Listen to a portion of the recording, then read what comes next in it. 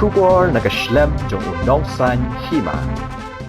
Kum ka jing pensulur shu banrep da ka ba pendon kam ya ka subo mariang lani organic farming hagani ka jilla da ka ba kiar ban pendon kam ki dawai subo chemical fertilizers menteri rang ba ka jilla Conrad ki sangma mentaka sngi ka khatwe terik ukala lingkot arajar ar phulai ulapan bana ban Pyntreikam no ya ka we ka policy ka tip kong ka Meghalaya state organic and natural farming policy hakani ka jilla but lingba kani ka policy anang penbit penbiang ki jingdon kam ki bayde ba ka jing aiser not ki jaka rep klamda penan kam ki dawai sbo chemical fertilizer kom ka urea but ki we ki kenja dawai u Conrad ula ong balingba kani ka policy and kampen bhai ki jaka rep kham tam man pensuk ya ka jing aiser not ki jaka rep ula ong babaro ki jing thong na du ki jhor but ki jat so kin hap lang hakani ka policy kat ki jing thong ki ba ki briu ki kwa ban rep da ka ba pendon kam ya ka sbo mariang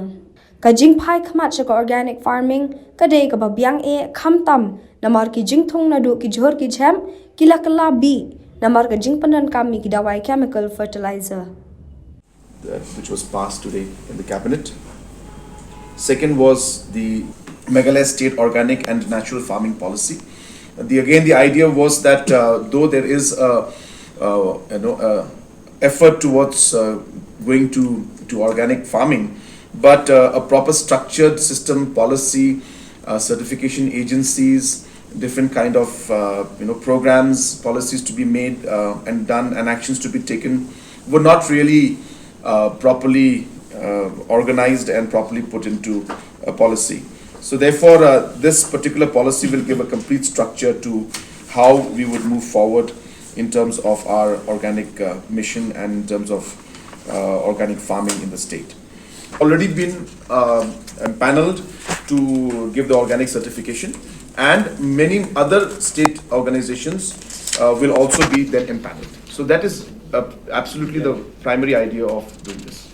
So how many type of fruits or vegetables? All, everything that wants to anything that people want to grow organically, because ultimately the organic aspect is in the soil.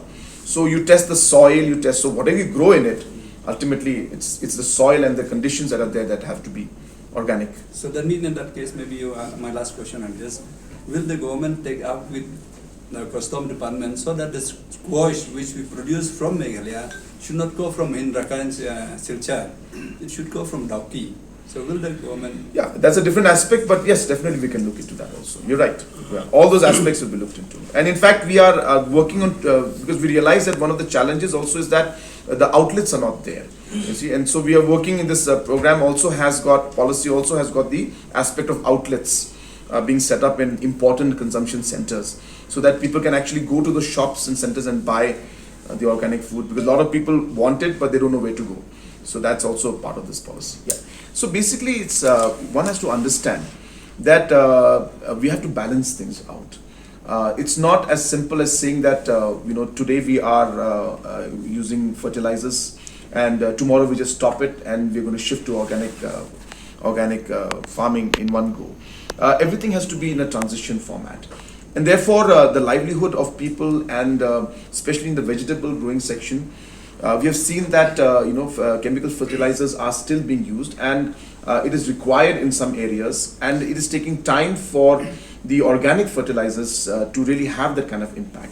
So yes, if we are saying that it's going to be black and white and we're going to completely shift to organic tomorrow, that's not going to happen.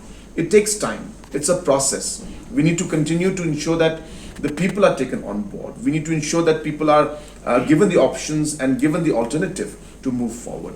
And that's what this organic mission is, not organic mission, but the policy, The policy is what it intends to do, is to shift towards this, and slowly and steadily we will see that number one, the areas which are not using chemical fertilizers that much, at least they will be then getting incentives or structures or systems to move into organic farming and get the support that they want to do.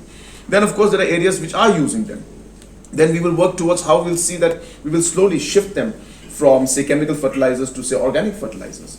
But as I said, for us to do that, we also have to keep in mind that there are people who depend on this chemical fertilizers. There are vegetables that need this, and hence for us to completely cut it off and say we will not do it from tomorrow would not be just, and would require us to really consider the livelihood of the people. And that's why it's a process, but we are moving towards that.